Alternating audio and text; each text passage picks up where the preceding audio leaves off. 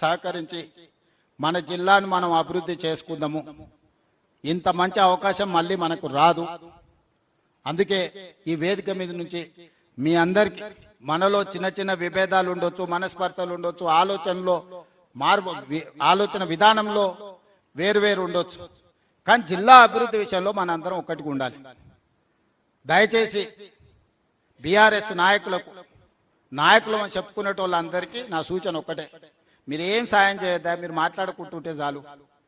మీరు చేయగలిగిన పెద్ద సాయం కేసీఆర్కు ఊడిగడం చేయడం ఆపురు. ఆఖరి 6 నెలలు ఎన్నికలు వచ్చినప్పుడు చూద్దాం ఎవరు ఎట్లుంటారో, ఎవరు ఏమవుతారో, జిల్లా ఎవరి పక్షాన నిలబడుతుందో, ఇక్కడ రైతులు ఎవరితో ఉంటారో, విద్యార్థులు ఎవరితో ఉంటారో, ఈ జిల్లా ఎవరికి అండగా నిలబడుతో ఆ రోజు తేలుతాం. ఓ 2 సంవత్సరాలు కొంచెం మర్యాదగా ఉండడం నేర్చుకోండి అని చెప్పి ఏది పడితే అది మాట్లాడి పనులు జరగకుండా, భూసేకరణ జరగకుండా కాళ్ళలో కట్టెబెట్టే పనులను జిల్లా బీఆర్ఎస్ నాయకులు చేయొద్దని ఈ వేదిక మీద నుంచి వాళ్ళందరికీ నేను విజ్ఞప్తి చేస్తున్నా.